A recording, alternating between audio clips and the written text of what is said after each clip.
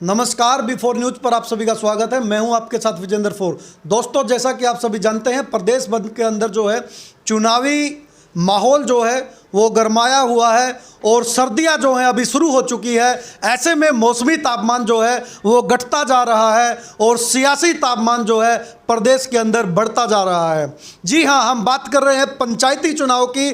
पंचायती चुनाव का जो पहला चरण है उसकी प्रक्रिया जो है वो पूरी कर ली गई है। ऐसे में दूसरे चरण के तहत 9 जिलों में होने वाले पंचायत चुनाव की जो प्रक्रिया है वो तेजी पकड़ रही है।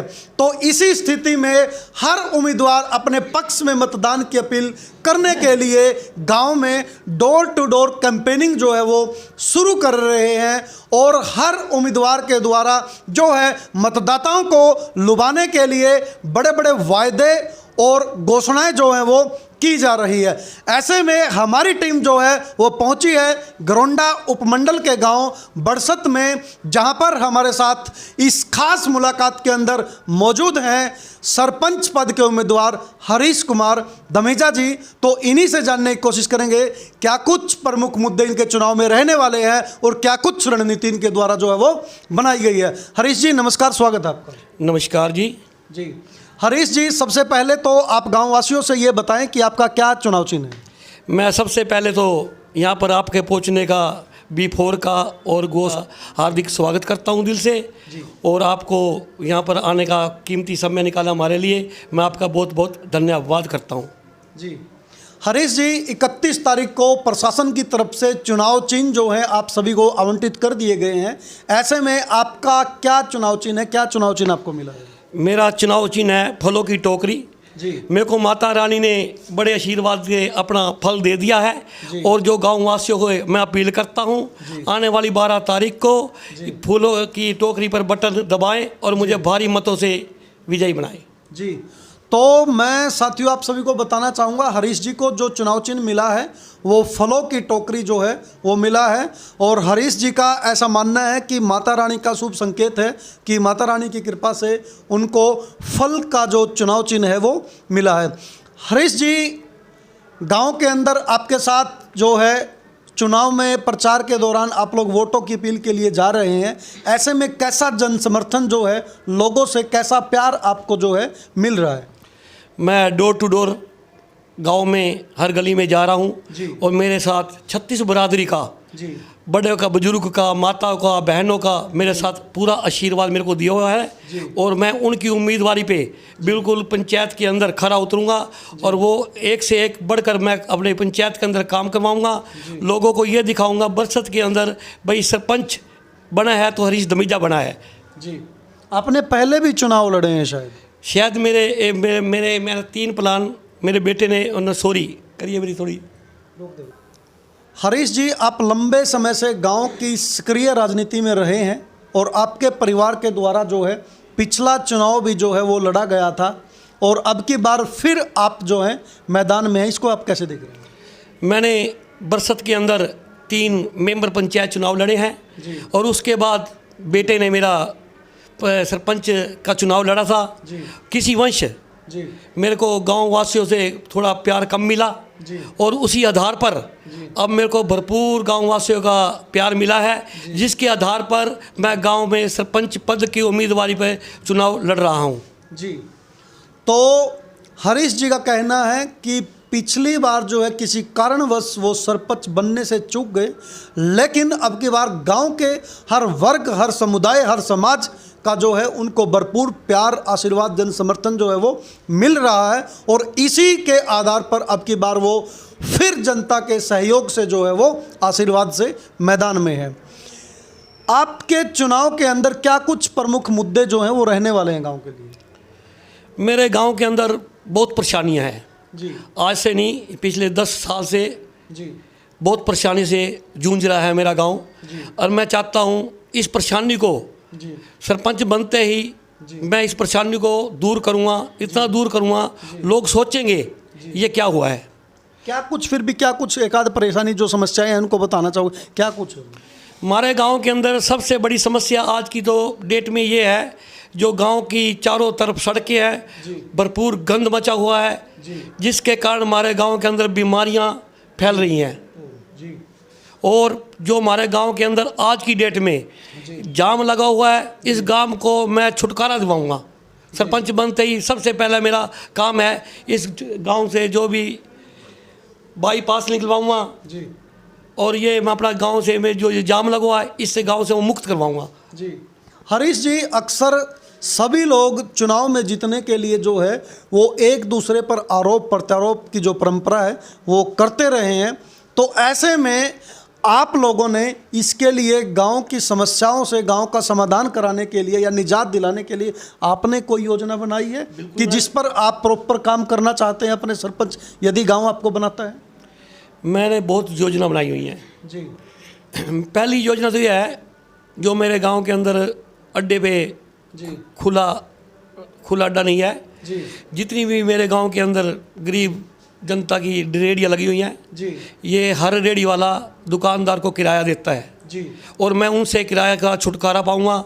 और एक रेहड़ी बाजार जी हमारे पंजाबी धर्मशाला के पास एक बहुत 300-400 गज के आसपास जगह पड़ी है, जी शायद एक कनाल ही ना हो, तो मैं एक सोचता हूँ वहाँ पर एक अलग से रेहड़ी बाजार बनाऊँ जी और वहाँ पर लाइट की सुविधा दूंगा ताकि गरीब जनता को किराए से छुटकारा मिल जाएगा और एक अड्डा खुला हो जाएगा जिसको एक जाम से छुटकारा मिल जाएगा।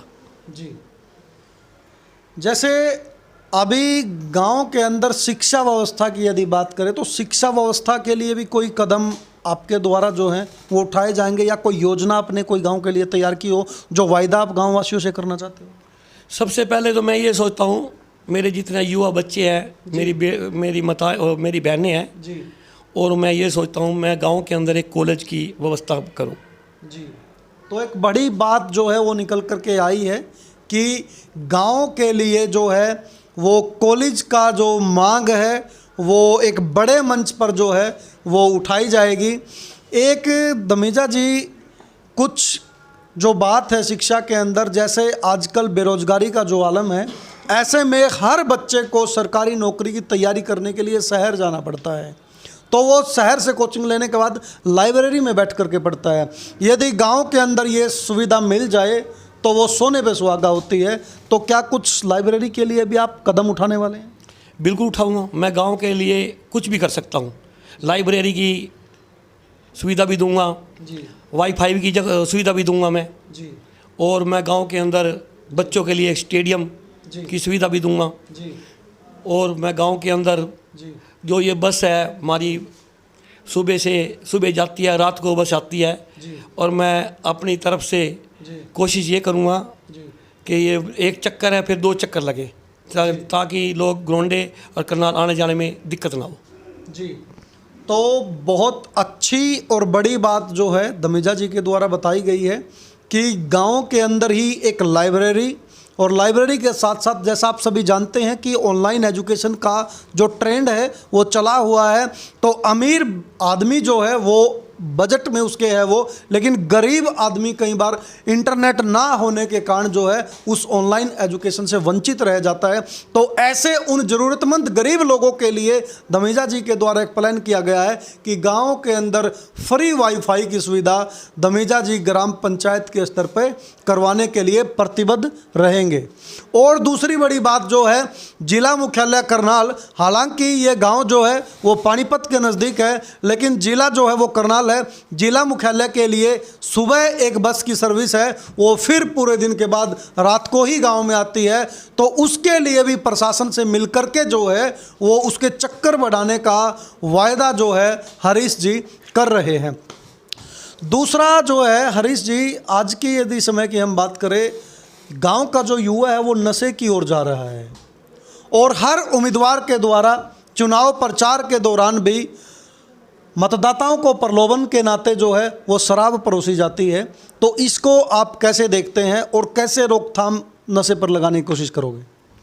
पहली बात तो ये है, मैं सरपंच बनते ही कोशिश ये करूँगा जो गांव के अंदर ठेका है ना जी, शराब का ठेका, इसको कम से कम भी 1 या 1.5 किलोमीटर दूर निकालूंगा ताकि गांव में अंदर जो भी नशे वाले लड़के हैं या बुजुर्ग हैं, मैं ये कोशिश करूँगा इसको नशे से इनको मुक्त करवाऊँ अपनी तरफ से।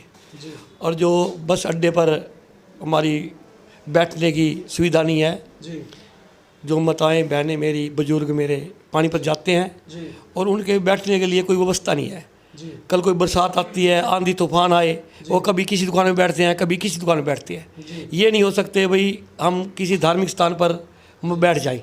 उसके लिए मैं एक बड़ा सा बस स्टैंड बनवाऊंगा जी और जो बसों का किराया है जी वो अपनी मन मर्जी से कर रहे हैं। जी जो पानीपत बसें चलती हैं वो मन मर्जी से किराया कर रहे हैं। हम उस पर भी गौर करेंगे। जी जो भी उचित किराया होगा हम बस वालों से मीटिंग करके ये कहेंगे भाई आपकी मन मर्जी अब ख़त्म हो गई, अब हमारी मन मर्जी के मुताबिक हम आपको किराया देंगे। जी क्यों हमारी गांव पंचायत में आप आते हो, जी जो हमारी गांव ग्राम पंचायत की सुविधा हम आपसे लेंगे। जी बिल्कुल। तो बड़ी एक बात जो है वो बताई है कि बसों की मनमर्जी के चलते जो है लोगों की जेबों पर जो है वो बोझ पड़ता है, तो उसको यदि गांव हरीश धमीजा जी को अब की बार यदि मौका देता है तो उसके साथ भी बस प्रशासन के साथ या बस वालों के साथ जो है बैठक कर करके इसका समाधान जो है वो करवाया जाएगा और उचित किराए का एक रास्ता जो है वो निकालने का प्रयास किया जाएगा। गांव के अंदर एक और बड़ी समस्या धमीजा जी देखी गई है कि गांव के अंदर लोग छोटी छोटी बात पर जो है थाने तक जो है वो पहुंच जाते हैं, जिसके चलते लोगों के समय और संसाधन यानी कि पैसे की जो है वो बड़ी मार जो है लोगों को झेलनी पड़ती है। तो ऐसे उसको रोकने के लिए भी क्या कोई योजना आपके पास गांव वालों के लिए है? सोची तो बहुत है जी भाई। गांव के अंदर जितने भी जी लड़ाई झगड़े जी होते हैं जी तो यही सोचता हूँ गांव के लड़ाई झगड़े गांव के अंदर ही निपटाएं। जी क्या कुछ करोगे फिर उसके लिए? आप कमेटी बनाओगे या क्या करोगे? मैं कम से कम 11 आदमियों की कमेटी बनाऊंगा। जी उसके दौरान जी कोई भी हमारा लड़ाई झगड़ा होता है वो गांव का निपटारा गांव में ही होगा। तो थाने वाले इस चीज़ को देखेंगे जी तो गांव में कोई भी गांव वर्ष से कोई भी जी दरखास्त नहीं आती। इसकी वजह क्या है? जी उसकी वजह सिर्फ ओनली फॉर हरीश धमीजा।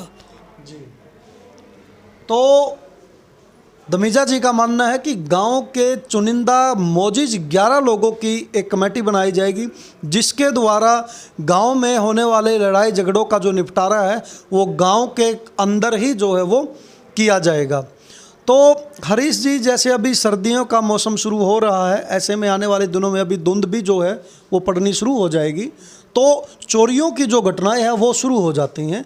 तो उसके लिए भी कोई आपने कोई ऐसा प्रावधान जो है वो या वायदा जो है गांव वालों को करना चाहते हैं? बिल्कुल करूँगा जी क्या कुछ प्लान आपका? मेरा प्लान ये है कि हर चौक के अंदर जी जैसे बस अड्डा है, जी पल्ला चोरे वाला चौक है, जी बल्लगढ़ी चौक है जी और एक अपना संजय नगर चौक है, जी हर चौक के अंदर कैमरे लगाए जाएंगे जी और हर गली के अंदर जी हर खंबे के अंदर हर LED लाइट की मैं सुविधा दूंगा। जी हर 200 मीटर की दूरी पर जी चांदना होगा। सारा गांव में जगमग जी करवाऊंगा। जी हरीश जी, आपने जितने ये वायदे किए हैं, आपका जो प्लान है बड़ा अच्छा आपका प्लान है और अनुकरणीय एक पहल आपने बताई है। ये सब इन सब कामों के लिए जो है एक बड़े फंड की आवश्यकता जो है वो महसूस की जाती है। तो इस सब के लिए फंड कैसे मैनेज करोगे? क्या कोई गांव की आपकी इतनी आमदनी है कि आप उसको मैनेज कर लोगे, या फिर ऊपर प्रशासन से या फिर शासन से यानी सरकार में आपके कोई लिंक है? क्या है, इसको थोड़ा सा बताओ। मैं प्रशासन से मैं ग्रांट लेके आऊँगा। जी अपनी बहुत ही अच्छी जान पहचान है चंडीगढ़ में भी, जी पंचकुले में, जहाँ से ग्रांटें मिलती है जी हम अक्सर वहाँ जाते रहते हैं। मैं गांव के अंदर एक अच्छी से अच्छी ग्रांट लेके आऊँगा ताकि हमारे गांव का हर समस्या का समाधान। यदि गांव आपको सरपंच चुनता है तो ऐसे में सबसे पहली प्राथमिकता गांव के लिए आपकी क्या रहेगी? प्राथमिकता ये रहेगी मेरी गांव के अंदर सफाई, जी जिसके लिए मेरा गांव बरसत गंदगी से जूझ रहा है। मेरी कोशिश ये रहेगी, ये अपना कर्मचारी हैं जितने, इनसे रिक्वेस्ट करेंगे, एक कर्मचारी हैं, चौकीदार हैं, अपना मेंबर पंचायत हैं और सरपंच हैं, ब्लॉक समिति है, जिला परिषद है, ये एक परिवार है। हम सारा परिवार इकट्ठे होकर जितने अपने साथी भी हैं अब उनको साथ लेकर गांव का हर प्रयास करेंगे। यानी कि आपकी कार्य प्रणाली का जो आधार है वो सभी गांववासियों से सहयोग और सभी पंचायती राज संस्थाओं में एक समन्वय स्थापित करके आप लोग गांव के विकास में कोई कोर कसर नहीं छोड़ेंगे। बिल्कुल नहीं छोड़ूंगा जी लोग याद करेंगे जी वाकई सरपंच बना है, जी लोगों के मुख से कहूँगा ये जी अब की बार सरपंच बना है ये। जी। तो लास्ट में अब गांव वालों से क्या अपील जो है आप लोग करना चाहोगे? ये अपील करूँगा आने वाली 12 तारीख को जी फलों की टोकरी पर जी अपना मोहर लगाएं, मुझे भारी मतों से जिताएं। जी इतने मतों से जिताएं, लोग याद करेंगे बरसत के अंदर पहली बार इतने मतों से विजयी हुआ है। जी। यानी पिछले रिकॉर्ड जो है आप तोड़ दोगे? सारे रिकॉर्ड तोड़ूंगा, कोशिश करूंगा, मेहनत करूंगा। जी बरसत में आने वाले लोग भी याद करेंगे रिकॉर्ड तोड़ा था हरीश धमीजा ने। कोशिश मेरी यही रहेगी और मेरा पूरा प्रयास रहेगा। जी। थोड़ा सा एक टाइट क्वेश्चन है, थोड़ा सा वो भी चाहेंगे आप लोग बताएं। इस चुनाव में आप लोग सबसे मुख्य प्रतिद्वंदी गांव में किसे मानते हैं? मैं प्रतिद्वंदी के साथ फाइट में कौन है? मेरे साथ तो फाइट में सारी जनता है। जी तो मैं चुनावी मुद्दा देखो जी, जनता को जिसका जैसा प्यार मिलेगा जी तो वैसे मतदान होगा। जी। तो हरीश जी, और कोई योजना कोई विशेष रूप से जो आपने गांव के लिए बनाई उसके लिए बारे में क्या बताना चाहोगे?